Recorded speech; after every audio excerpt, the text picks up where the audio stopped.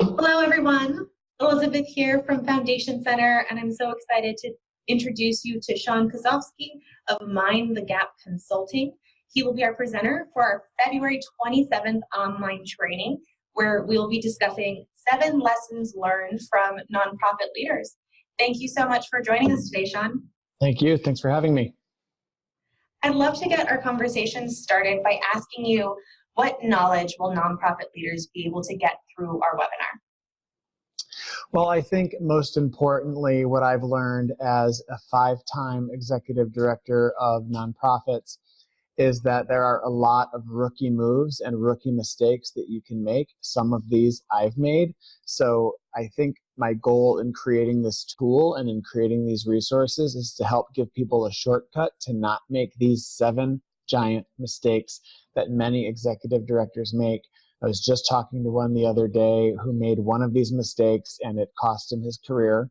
And so the things that are not just his job, but potentially his career, because it was sort of a common mistake, but it's something that if they had come to this workshop, they would have known to prevent. So some of the things that people will be able to do if they come to this workshop would be avoiding these mistakes so that you can focus on building your organization, building your own career, and just avoiding these mistakes alone is a huge career step up. A lot of people are mired in having to fix these errors after they've been made. But also, it pays it forward in a lot of ways, because if you can reduce or eliminate some of these mistakes, I'll tease one of them right now that we'll talk about in a minute, and that is making sure you have an employee executive director contract. So protecting yourself with an employment contract is really vital. That's just one of the 7 tips that we're going to go through that day. But if you come to the webinar, you'll get a free contract. We actually give you a free legally written up contract that you can adapt to your organization and to your state. But consistently, nonprofit executive directors are at the whim of a bunch of volunteers that don't work there. That doesn't make things very safe. So getting an employee contract is really important so that you have some protections for your current job and for your career going forward. I think those are all really salient points, Sean. Just knowing where the pitfalls might lie and knowing how to overcome them with really simple solutions and just, ideas that you might not have thought through before, but that can really help you boost your team and your own career, I think are really helpful. I know you mentioned you were a 5-time executive director, but I wanted to dig into that a little bit deeper. What other firsthand experience do you bring to the webinar? Well, I've been in social justice nonprofits for over 25 years. I've worked in a wide variety of nonprofits, direct service, policy. I've been a lobbyist. I've been an executive director. I've done field work. I've done re-granting work. So I've sort of worked in a lot of different places in a number of different geographies: New York, North Carolina, Michigan, California. So I have sort of a national perspective, but I understand the local. I mostly understand small, emerging, and cash-strapped organizations. So I kind of bring to this an understanding that there's very little time in the day to do things. So I give you the tools that make it easy and turnkey to just implement. So I did the work so you don't have to. But my work as an executive director spans across a number of different situations: 501c3, 501c4, political action committee, ballot measures. So I've worked in a lot of different areas. But in addition to that, I've certainly been on the front lines. I've been a board member of multiple organizations in multiple states. So, and as a consultant, for sure, I have worked with a number of emerging boards and emerging executive directors. And so I've been able to see a lot of these pitfalls and help a lot of people as a coach and as a consultant. I think that's great. I really think that this webinar is going to help, if you work in the social sector, regardless of what aspect. I think, Sean, you bring that experience from multiple perspectives. And I think participants should really take advantage of our live Q&A that we'll have at the end of it. So we can really dig into the nuances of each organization that'll be on the line with us. To that note, I wanted to ask you, what's one thing that participants will be able to do right after the webinar to get started on making sure that they can implement their lessons learned? For sure, I would say that the employee executive director contract is something that you can implement pretty quickly. That's something that doesn't take a long time.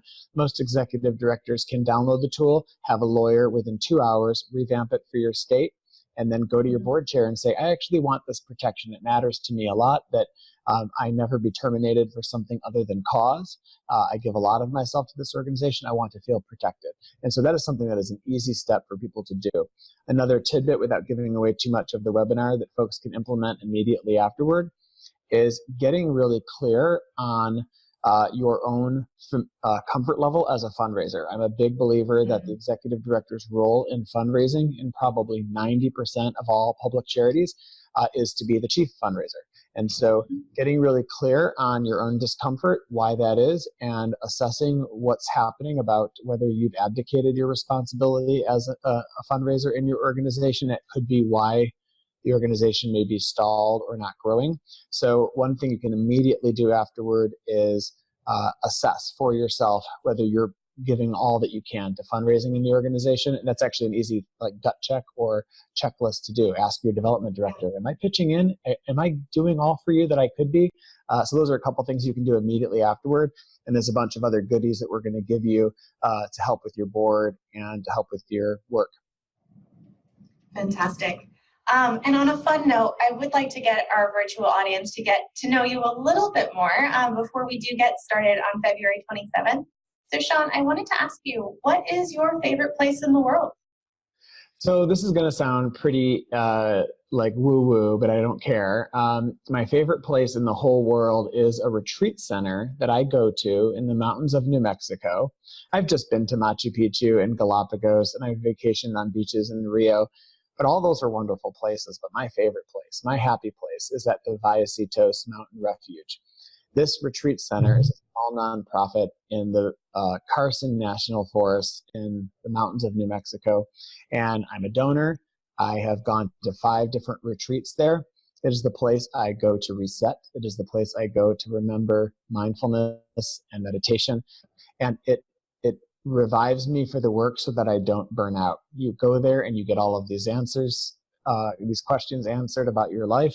So it's incredibly powerful, and I'd encourage everyone to go to Vallecitos and check out that website for that nonprofit and rejuvenate yourself, encourage yourself and your friends to go check it out. But that's my favorite place in the world, is this really beautiful, serene, quiet place.